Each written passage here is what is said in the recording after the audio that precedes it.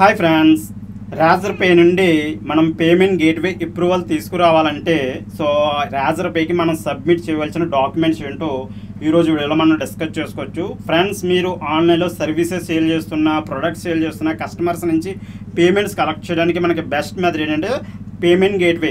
In case మీరు ఒక ecommerce store అనుకోండి, మీ యొక్క వెబ్సైట్ ద్వారా మీరు ఫిజికల్ ప్రొడక్ట్స్ సేల్ చేస్తున్నారు. అటువంటి కేసులో ఆ స్టోర్ అనేది 24/7 ఎఫెక్ట్గా రన్ అవ్వాలనుకుంటే మనకి మస్ట్ అండ్ షుడ్గా పేమెంట్ గేట్వే అనేది ఇంటిగ్రేట్ చేసుకోవాలి. అదేవిధంగా ప్రతి ఒక్కరు కూడా సర్వీస్ ఇచ్చిన, ప్రొడక్ట్ సేల్ చేసిన ప్రతి ఒక్కరు కూడా ఈ రోజులో పేమెంట్ గేట్ ప్రతి బిజినెస్కి పేమెంట్ గేట్వే అనేది అవసరం. మనకి పేమెంట్ గేట్వే తెచ్చుకోవడానికి మనకి డిఫరెంట్ కంపెనీస్ ఉన్నాయి. లైక్ రాజర్ పే అవ్వచ్చు, క్యాష్ ఫ్రీ అవ్వచ్చు, పేయూ ఇండియా అవ్వచ్చు, ఫోన్పే అవ్వచ్చు. వీటిలో మనం ఈరోజు రాజర్ పే కోసం డిస్కస్ చేసుకుందాం. ఇందులో నేను చెప్పే డాక్యుమెంట్స్ అన్నది ఓన్లీ రాజర్ పేకే వ్యాలిడ్ అవుతుంది. ఇవి కావాల్సిన documents company to company vary అవుతున్నాయి. ఆ పర్టికులర్ కంపెనీ చెప్పేటప్పుడు నేను ఆ పర్టికులర్ డాక్యుమెంట్స్ అనేది మీకు మెన్షన్ చేస్తాను. ఈరోజు వీడియోలో నేను ఎస్పెషల్గా చెప్పేది దానికోసం ఏంటంటే రాజర్ పే పేమెంట్ గేట్వే కోసం.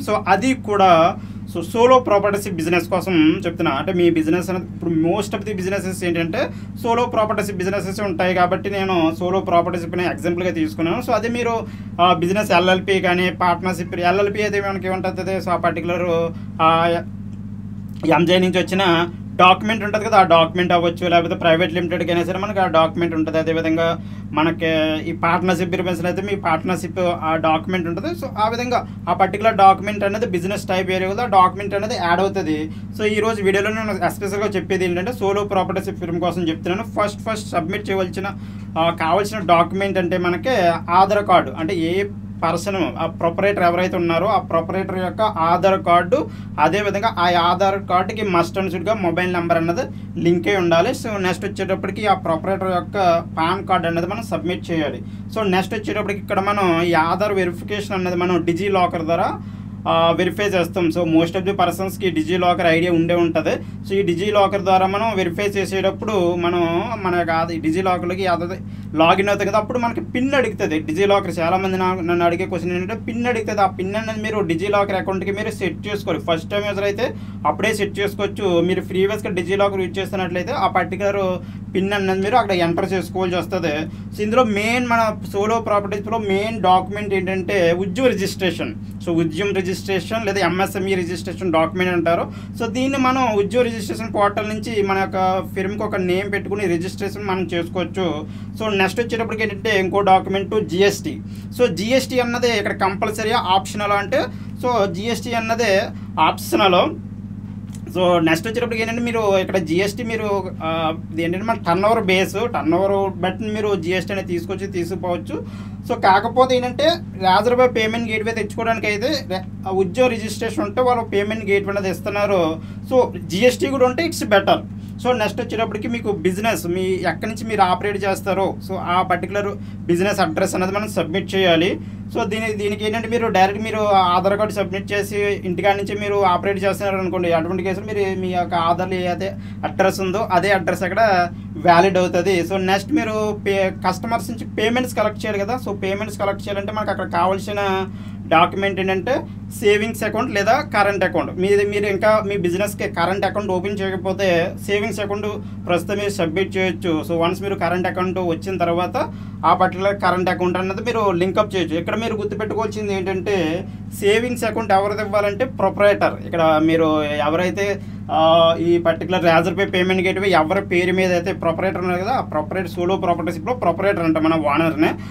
ఆ ప్రొపరేటర్ సేవింగ్స్ అకౌంట్ మాత్రమే ఇవ్వాలి. వేరే వాళ్ళు చేస్తే వాళ్ళు యాక్సెప్ట్ చేసే అవకాశం ఉండదు. అదేవిధంగా కరెంట్ అకౌంట్ కూడా మీరు ఏ సోలో ప్రాపర్టీషిప్ ఫిర్మ్కి అయితే కరెంట్ అకౌంట్ తీసుకుంటున్నారో, ఓకే, ఇప్పుడు మనం మల్టిపుల్ సోలో ప్రాపర్టీషిప్ ఫిర్మ్స్ అనేది పెట్టవచ్చు. బట్ ఏంటంటే మీరు ఏ సోలో ప్రాపర్టీషిప్ ఫిర్మ్ మీద ఆ పర్టికులర్ నేము, అదేవిధంగా ఈ కరెంట్ అకౌంట్ ఉన్న నేము రెండు మ్యాచ్ అయ్యే విధంగా ఆ పర్టికులర్ కరెంట్ అకౌంట్ మాత్రం మనం సబ్మిట్ చేయాలి.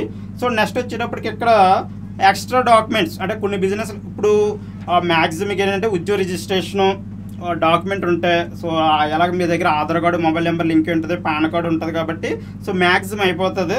సో బట్ కాకపోతే కొన్ని కేసెస్లో అంటే కొంతమందికి లైక్ ఫుడ్ బిజినెస్ అవ్వచ్చు, అంటే వాళ్ళ ఫుడ్ బిజినెస్లో కూడా వాళ్ళు ఫుడ్ ప్రిపేర్ చేస్తుంటే ఓకే ఫుడ్ హాల్లో ప్రిపేర్ చేస్తున్నారు అనుకోండి, అటువంటి కేసులో వాళ్ళు FSSAI లైసెన్స్ అని అడుగుతారు. సో మీకు ఏమైనా కాపీరైటెడ్ కంటెంట్ ఏమైనా మీరు సేల్ చేస్తుంటే అటువంటి కేసులో కాపీరైట్ లైసెన్స్ అని అడుగుతారు. నేను ప్రీవియస్గా ఒక ఫుడ్ బిజినెస్కి రాజర్పే పేమెంట్ గేట్వే అప్రూవల్ తీసుకురావడం జరిగింది.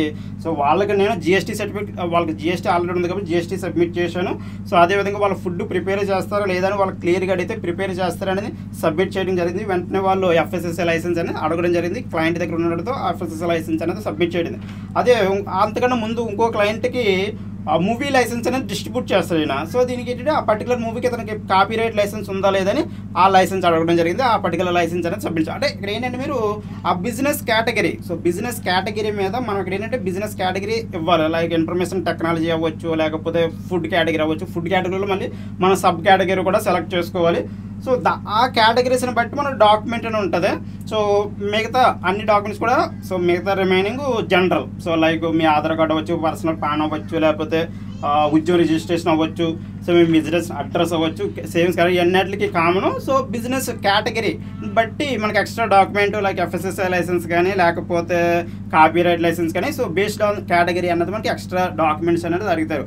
సో ఇది ఏంటంటే మనకి రాజర్పేలో ఈ డీటెయిల్స్ అన్ని మనం ప్రొవైడ్ చేసిన తర్వాత సో వాళ్ళే మనకే అన్ని డీటెయిల్స్ మన ఇచ్చిన వెబ్సైట్కి మన ఇచ్చిన డాక్యుమెంట్స్కి అన్నీ మ్యాచ్ అయి ఉంటే సో 2 to 3 డేస్లో వాళ్ళు అప్రూవల్ అనేది ఇచ్చేస్తున్నారు.